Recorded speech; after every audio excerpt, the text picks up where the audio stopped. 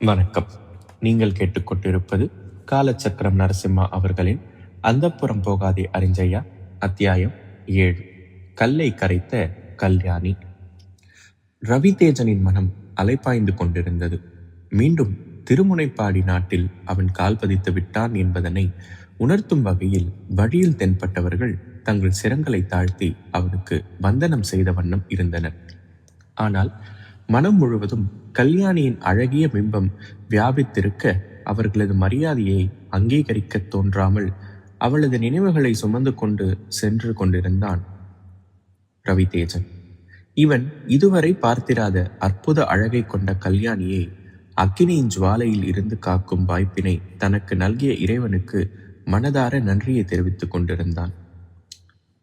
வெள்ளப்பாகினில் தென்பட்ட சிறு கல்லினை போன்று ராஜகுரு பேட்ராயர் சுவாமி இயற்றியிருந்த முனைப்பாடி மன்னர்களது வீர வரலாற்று சுவடிகளை தீக்கு இரையாக தந்துவிட்டோம் என்கிற வருத்தம் அவ்வப்போது தலை தூக்கி, சகோதரன் மன்னன் ராமதேவன் இதனை எப்படி வரவேற்பானோ என்கிற அச்சத்தை அவனுள் ஏற்படுத்தியது. இருப்பினும் வெகு நாட்களாகவே இவனை மனம் செய்து கொள்ளும்படி வற்புறுத்தி வரும் அண்ணனிடம் கல்யாணியை பற்றி கூறி அவளை மனைவாளாக ஏற்க தான் சித்தமாக இருக்கிறேன் என்று கூறி அவனை உற்சாகப்படுத்தி விடலாம் என்கிற முடிவுக்கு ஏற்கனவே வந்திருந்தான். முனைப்பாடி அரண்மனை தோட்டத்தினுள் தனது புரவியை செலுத்திய ரவிதேஜன் நந்தவன தடாகத்தின் அருகே அமர்ந்து சுவடியில் கவிதை ஒன்றை புனைந்து கொண்டிருந்த வீரநாராயணியை கண்டான். இவனது குதிரையின் குளம்பொலியை கேட்டு வீரநாராயணியின் கவனம் சிதறி இவன் பக்கமாக நோக்கினாள். சிற்றப்பனை கன்றதும் உற்சாகத்துடன் அவனை நோக்கி பாய்ந்து வந்தாள் நாராயணி. ரவிதேஜரே, சென்ற காரியம் வெற்றிகரமாக முடிந்ததா? சீர்மல்கும் முனைப்பாடி நூலுக்கு வாக்தேவியின் ஆசி கிடைத்ததா? புறவியில் இருந்து தாவி குதித்த ரவிதேஜன் சற்றே குற்ற உணர்வுடன் அவளது பார்வையை தவிர்த்தான். என்ன நடந்தது தேஜரே? ஏன் இந்த மௌனம்? வியப்புடன் கேட்டாள் நாராயணி. நாராயணி, வாக்தேவி ஆலயத்தில் நடந்த தீ விபத்தில் சீர்மல்கும் முனைப்பாடி சரித்திர சுவடிகள் பொசுங்கி போயின. தீயில் சிக்கிய வைதும்ப இளவரசி கல்யாணியை காப்பதற்காக நான் விரைந்த போது அந்த சுவடிகள் தவறி தீயில் விழுந்திருக்கக்கூடும், வருத்தத்துடன் கூறினான் ரவிதேஜன். அவ்வளவுதானா? இதற்காக ஏன் கலங்க வேண்டும்? ராஜகுரு சுவாமியிடம் சொல்லி அவரை மீண்டும் சரித்திர சுவடிகளை தொகுக்கும்படி சொல்லிவிடலாம். இதற்காக ஏன் வருத்தப்பட வேண்டும்? நாராயணி கேட்டாள். இல்லை நாராயணி, ராஜகுரு மிகவும் சிரமத்துடன் இப்பணியினை செய்து முடித்துள்ளார். நமது மன்னரும் முனைப்பாடி மன்னர்களின் வீர சரித்திரத்தை தொகுப்பதில் பெரும் ஆர்வத்தினை காட்டி வந்துள்ளார். வாக்தேவியின் ஆசி பெற்று இதனை பெரும் வைபவமாக நிகழ்த்திட வேண்டும் என்று மன்னர் விருப்பம் கொண்டிருக்கையில் அந்த சுவடிகளை தீக்கு இரையாக்கி விட்டேன் என்று என்னால் எப்படி மன்னரிடம் கூற முடியும்? ரவிதேஜன் குற்ற உணர்வுடன் கூறினான். நாராயணி ஆதுரத்துடன் அவனது தோளினில் கை வைத்தாள். தேஜரே, இப்போது மன்னர் இருக்கும் உற்சாக நிலையில் சுவடிகள் பொசுங்கியதை பெரிதுபடுத்த மாட்டார் என்றே தோன்றுகிறது. மன்னருடன் தற்போது யார் பேச்சுவார்த்தை நடத்தி கொண்டிருக்கிறார் தெரியுமா? நாராயணி அவனை சமாதானப்படுத்தினாள். வியப்புடன் புருவங்களை உயர்த்தினான் ரவிதேஜன். யார்? கலகலவென்று நகைத்தாள் நாராயணி. என்னவென்று சொல்வேன் தேஜரி? புலி வருகிறது, புலி வருகிறது என்று இதுகாரும் கூறிக்கொண்டிருந்தோம். தற்போது புலி வந்தே விட்டது. சோழ அமைச்சர் காளிங்கராயர்தான் தூது வந்திருக்கிறார். கண்டராதித்தருக்கு என்னை பெண் கேட்டு அனுப்பியுள்ளார் சோழ மன்னர் பராந்தகன். நாராயணி சொல்ல ரவிதேஜன் திகைத்தான். நாராயணியை பெண் கேட்டு காளிங்கராயர் வந்திருக்கிறாரா? வைதும்ப நாட்டிற்கு இவன் கிளம்பிய போது வெறும் யோசனையாக இருந்த இந்த திருமண பேச்சு இவன் வருவதற்குள் பெண் கேட்கும் வரை சென்று விட்டதே. அப்படி என்ன அவசரம் இந்த சோழர்களுக்கு?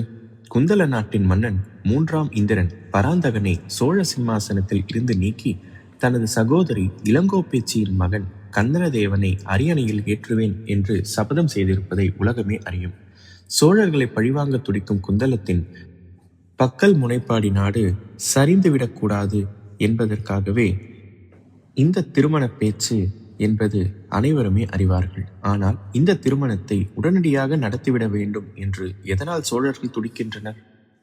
பழுவேட்டரையர் சாளுக்கிய நாட்டிற்கு சென்று பீமனின் மகள் குந்தவையை ராஜாதித்யனுக்கு பெண் கேட்டிருப்பதும் அரசல் புரசலாக முனைப்பாடி அரண்மனையை எட்டியிருந்தது. முனைப்பாடி சிறிய நாடு என்பதால் பழுவேட்டரையரை தூது அனுப்பாமல் சோழ அமைச்சரவையில் புதிதாக சேர்ந்திருந்த காளிங்கராயரை பெண் கேட்டு அனுப்பியுள்ளான் பராந்தகன். இது முனைப்பாடியை சோழர்கள் ஒரு பொருட்டாக மதிக்கவில்லை என்பதை தானே காட்டுகிறது. சோழர்களின் உறவை யார் கேட்டார்கள்? ராமதேவன் பெண் கொடுக்க முடியாது என்று கூறி காளிங்கராயரை அனுப்பிவிட்டால் எவ்வளவு நன்றாக இருக்கும். ரவிதேஜனின் எண்ண ஓட்டத்தினை புரிந்து கொண்டவள் போல் நாராயணி அவனை ஆழமாக நோக்கினாள். காளிங்கராயர் வந்திருப்பது தேஜருக்கு ரசிக்கவில்லை போல் உள்ளதே. நாராயணி வரும் வழியில் பழுவேட்டரையரின் குழாம் சாளுக்கிய நாட்டிற்கு சென்று மன்னன் வீமனின் மகள் குந்தவையை ராஜாதித்தனுக்காக பெண் கேட்டதாக அறிந்தேன். உன்னை பெண் கேட்க சோழ அரசியலில் இப்போதுதான் தலையெடுத்திருக்கும் காளிங்கராயரை அனுப்பியிருக்கிறானே பராந்தகன்.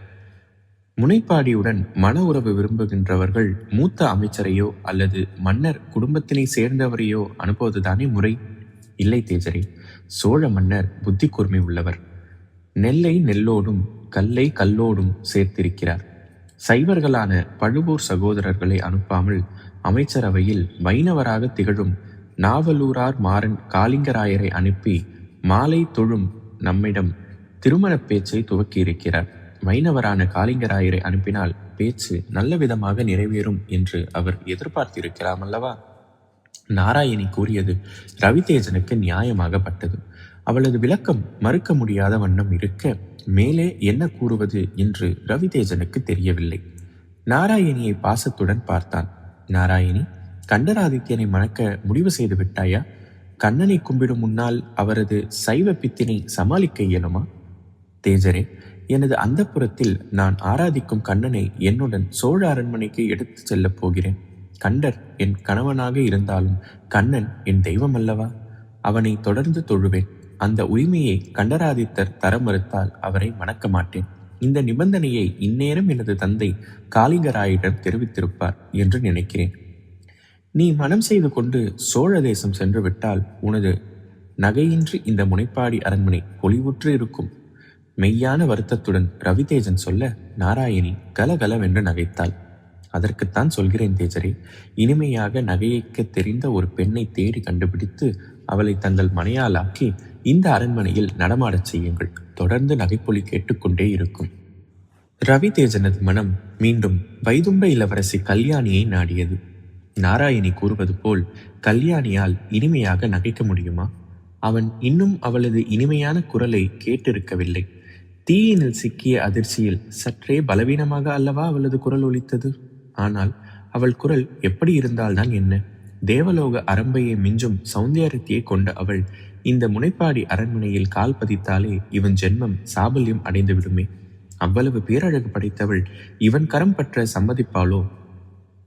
இவனும் அழகும் கம்பீரமும் நிறைந்தவன். வீரத்திலும் இவனுக்கு நிகர் கிடையாது என்றாலும் முனைப்பாடி என்கிற சிறு நாட்டின் இளவரசனான இவனை அவள் விரும்புவாளோ? சக்கரவர்த்தி ஒருவனின் பட்ட மகிழ்ச்சியாக கோலோச்சத்தானே பேரழகு கொண்ட கல்யாணி விரும்புவாள். தனக்குள் பல கேள்விகளை கேட்டபடி நாராயணி இருப்பதை மறுத்து ஆழ்ந்த யோசனையில் இருந்தான். என் வாழ்வில் காதலோ மனமோ நிகழ்வதற்கு வாய்ப்பே இல்லை என்று வழக்கமாக சீரிப்பாயும் ரவிதேஜனின் கோபத்தை எதிர்நோக்கி காத்திருந்த நாராயணி அவன் பதில் பேசாமல் இருப்பதைக் கண்டு வியப்புடன் அவன் முகத்தை ஏறிட்டாள். கண்கள் கிறங்க பெருமூச்சு விட்டபடி மோன நிலையில் இருந்த ரவிதேஜனை கண்டதும் சட்டென்று புரிந்து கொண்டாள் நாராயணி. கவி புனையும் திறன் பெற்றவள். தன்னை கோபிகையாக எண்ணி கண்ணனின் மீது ஆறா பிரேமை கொண்டவளால் தேஜனின் கிறக்கமும் பெருமூச்சும் கூறும் தகவல்களை யூகிக்க முடியாதா என்ன? தேஜரே, என்ன இது? வைதும்பத்திற்கு செல்லும் போது முழுமையாக சென்றீர். தற்பொழுது தங்களிடம் ஏதோ குறைகிறது. வைதும்பத்தில் எதையோ மறந்து விட்டீர்கள் போல் இருக்கிறதே. சுவடிகள் தீயில் பொசுங்கிவிட்டன, சரி. உடன் கல்லான தங்கள் இதயமும் கரைந்து விட்டதா என்ன? வீர பிரதாப ரவிதேஜரின் உறுதியான இதயத்தை கரைத்த அந்த கள்ளியின் பெயரை யான் அறியலாமா? எனது கற்பனை குதிரையை மேய விட்டு பார்த்ததில் தாங்கள் தீயில் இருந்து காப்பாற்றிய கல்யாணி தேவிதான் அந்த காரியத்தை செய்தவள் போல் இருக்கிறதே. நாராயணியின் நையாண்டி கலந்த பேச்சினால் திணறினான் ரவிதேஜன். உறுதியும் கண்டிப்பும் தேங்கியிருக்கும் அவன் முகத்தில் முதன்முறையாக செம்மையும் வெட்கத்தையும் அதே சமயம் ஒருவித புலகாங்கிதத்தையும் ஒருங்கே கண்டாள் நாராயணி. தனக்கு சிறிய தாய் ஒருத்தி உருவாகிவிட்டாள் என்பதை சிறிய தந்தையின் முகம் காட்டிக் கொடுத்து விட்டதை புரிந்து கொண்டாள். குதூகலத்துடன் தேஜனின் முகவாயை தன் பக்கமாக திருப்பினாள். நான் சொன்னது சரியா? கல்யாணி தேவியார் தானே அந்த பாக்கியசாலி? வீரநாராயணியின் கண்களில் ஆர்வம் கொப்பளித்தது. தலையை மேலும் கீழுமாக அசைத்த ரவிதேஜன் முதன்முறையாக காதல் வயப்பட்டவன் எவ்விதம் தனது உணர்வுகளை பிரதிபலிக்க வேண்டும் என்பது நிச்சயமில்லாதவனைப் போல் உதடுகளை மடித்து நாராயணியின் பார்வையை தவிர்த்தபடி மரக்கிளை ஒன்றில் ஒன்றையொன்று துரத்தி விளையாடி கொண்டிருந்த ஜோடி அணில்களை நோட்டம் விட்டான். அப்பாடி, ஒரு வழியாக சிக்கினீரா தேஜரே? மன்னருக்கு தெரிந்தால் மிகவும் மகிழ்ச்சி அடைவார்.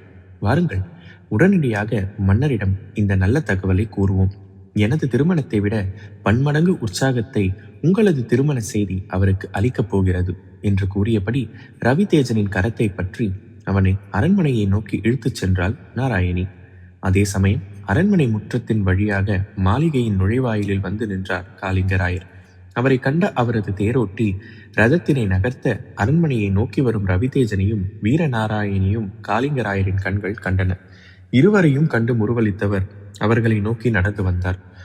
உங்கள் இருவருக்கும் எனது ஆசிகள். ரவிதேஜரே, நீர் வில்வித்தையில் ஒப்பற்ற சாதனைகளை புரிந்தவர் என்று கேள்விப்பட்டிருக்கின்றேன். ரவி குலத்தினை சேர்ந்த வில்ஜாலம் புரிவதில் என்ன ஆச்சரியம் இருக்கிறது? ராமதேவனுக்கு ஏற்ற லக்குவன் தாங்கள் என்பதில் சந்தேகம் இல்லை என்றவர் நாராயணியின் பக்கமாக திரும்பினார். இளவரசி, உங்களது கோரிக்கையை பற்றி தங்கள் தந்தையார் கூறினார். உங்களுக்கு எந்த கவலையும் இருக்க தேவையில்லை. கண்டராதித்தர் வீர சைவராக இருந்தாலும் தங்களது வைணவ ஈடுபாட்டிற்கு குறுக்காக நிற்க மாட்டார். வைணவனான என்னை அமைச்சராக நியமித்ததில் இருந்தே தங்களுக்கு புரிந்திருக்க வேண்டும். வைணவத்தையும் சைவத்தையும் எங்கள் பராந்தக மன்னர் இரு கண்களாக பாவிக்கிறார் என்பதை. சோழ நாடு தங்களின் வருகைக்காக ஆவலுடன் காத்திருக்கிறது. எனக்கு விடை கொடுங்கள் என்ற காளிங்கராயர் தன் ரதத்தினை நோக்கி நடந்தார். இன்னும் என்ன? சோழ இளவரசன் முனைப்பாடி மாப்பிள்ளை. எல்லாம் உன் மனம் போல் நடக்கும். ரவிதேஜன் ஆனந்தத்துடன் நாராயணியின் முதுகில் தட்டினான். ஆம், வைதும்ப இளவரசியும் நம் மருமகள் ஆகிவிட்டால் முனைப்பாடியின் பெருமை வானளாவி எட்டிவிடும் என்று நாராயணி புன்னகைத்தாள். காளிங்கராயர் புறப்பட ரவிதேஜனும் நாராயணியும் மன்னர் ராமதேவனை தேடிச் சென்றார்கள். அவர்களை கண்டதும் உற்சாகத்துடன் தனது இருக்கையை விட்டு எழுந்து வந்த ராமதேவன் இரு கைகளால் இருவரையும் அணைத்துக் கொண்டான். வாருங்கள் என் செல்லங்களே, சரியான சமயத்தில் தான் வந்திருக்கிறாய் ரவிதேஜா. வீர நாராயணியின் திருமணம் நிச்சயிக்கப்பட்டு விட்டது. அநேகமாக இங்கே முனைப்பாடியில்தான் திருமணம் நடைபெறும். நாராயணி, உனது நிபந்தனையை கூட ஏற்கப்பட்டு விட்டது. நீ உனது கண்ணன் வழிபாட்டினை தொடர்ந்து நிகழ்த்தலாம். ராமதேவன் உற்சாகத்துடன் கூற ரவிதேஜன் குறுக்கிட்டான். அண்ணா, அந்த உத்தரவாதத்தை காளிங்கராயரே வீரநாராயணியிடம் தெரிவித்து விட்டார். இனி நாம் திருமண ஏற்பாடுகளை செய்ய வேண்டியதுதான், ரவிதேஜன் கூறினான். என் திருமணத்தை பற்றி பேசினால் உங்கள் விவகாரத்தை நான் மறந்து விடுவேன் என்று நினைக்கிறீர்களா தேஜரே? தந்தையே, எனது திருமணம் பழைய கதை. புதிய கதையை கேளுங்கள். உங்கள் தம்பி ஒரு பெண்மணியின் வலையில் விழுந்து விட்டார். பிரம்மச்சரிய விரதத்தை தங்கள் தம்பி முடித்துக்கொள்ள தீர்மானித்து விட்டார். எரிகின்ற தீயில் தவித்துக் கொண்டிருந்த வைதும்ப இளவரசி கல்யாணி தேவியாரை காப்பாற்றி இருவரும் தங்கள் மனங்களை மாற்றிக்கொண்டு விட்டனர். இனி மாலையை மாற்றிக்கொள்ள வேண்டியதுதான். அப்படியா? பிரமித்து போனான் ராமதேவன். நாராயணி அவசரப்படுகிறாள். அண்ணா, என் மனம் அவள் வசம் உள்ளது உண்மைதான். ஆனால் அவள் என்னை பற்றி என்ன நினைக்கிறாள் என்று தெரியவில்லை. தீயில் சிக்கிய அதிர்ச்சியில் அவள் தன் வசம் இல்லை. ரவிதேஜன் தயங்கினான். உனக்கு விருப்பம் இருக்கிறதா? அதை சொல், ராமதேவன் கேட்டான். அண்ணா, அவள் எனக்கு மனையாளாக வாய்த்தால் நான் பெரும் பாக்கியம் செய்தவனாக இருப்பேன், ரவிதேஜன் கம்மிய குரலில் கூறினான். பிறகு ஏன் கவலைப்படுகிறாய்? வைதும்ப அரசனிடம் நான் பேசுகிறேன். முடிந்தால் உங்கள் இருவரின் திருமணங்களையும் ஒன்றாக நிகழ்த்திவிடலாம். மனதில் இருந்த பெரும் பாரம் நீங்கிய மகிழ்ச்சியில் ராமதேவன் கூறினான். அண்ணா, ஒரு விஷயம். மகிழ்ச்சியான இந்த நேரத்தில் தங்களை துயரத்தில் ஆழ்த்தக்கூடிய ஒரு தகவலை சொல்லும் கட்டாயத்தில் இருக்கிறேன். பீடிகையுடன் பேசினான் ரவிதேஜன். என்ன விஷயம் ரவிதேஜா? சீர்மல்கும் முனைப்பாடி சுவடிகளை வாக்தேவியின் திருவடிகளில் வைத்து ஆசி வாங்க வேண்டி வைதும்பம் சென்றேன் அல்லவா? ஆலய பந்தலில் தீ பற்றி கொண்டது. தீயில் சிக்கி இளவரசியை காப்பாற்றும் முயற்சியில் சுவடிகள் காணாமல் போய்விட்டன. அநேகமாக அவை தீயில் பொசுங்கியிருக்கும் என்று நினைக்கிறேன். சுவடிகளை தவறவிட்ட என்னை மன்னித்து விடுங்கள் அண்ணா, கலக்கத்துடன் சொன்னான் ரவிதேஜன். சிறிது நேரம் மௌனமாக யோசித்த ராமதேவன் ஆறுதல் பார்வை ஒன்றை ரவிதேஜனின் பக்கமாக வீசினான். தம்பி, திருமணமே வேண்டாம் என்று கூண்டிக் கொண்டிருந்த உன்னை நமது மூதாதையர்கள் சுவடிகளின் வாயிலாக வைதும்பம் அழைத்துச் சென்று அங்கே அந்நாட்டு இளவரசியை உனக்கு காட்டி உன்னை திருமணத்திற்கு சம்மதிக்க வைத்துள்ளனர். தங்கள் பணி முடிந்ததும் தங்கள் இருப்பிடத்திற்கு அவர்கள் சென்று விட்டதாகவே நினைக்கிறேன். சுவடிகளை பற்றிய சிந்தனையை மறந்துவிடு. நமது ராஜகுருவை மீண்டும் முனைப்பாடி சரித்திரத்தை ஏற்றச் சொல்லுவோம். நீ திருமணத்திற்கு சம்மதித்ததே போதும். என் மனதில் நிம்மதியை தோற்றுவித்து இருக்கிறாய் என்றபடி வெளியேறினான் ராமதேவன். நான் சொல்லவில்லை சுவடிகள் எரிந்து போனதை மன்னர் பொருட்படுத்த மாட்டார் என்று? ரவிதேஜன் என்கிற கல் கரைந்து விட்டது. அதனை கரைத்த கல்யாணி தேவிக்கு இந்த முனைப்பாடி நாடு என்றென்றும் கடமைப்பட்டிருக்கிறது. நாராயணி குறும்புடன் சொல்லிவிட்டு ஓட அவளை விரட்டி கொண்டு ஓடினான் ரவிதேஜன். இத்துடன் அத்தியாயம் 7 நிறைவுற்றது. விரைவில் அடுத்த அத்தியாயத்தில் சந்திப்போம். நன்றி.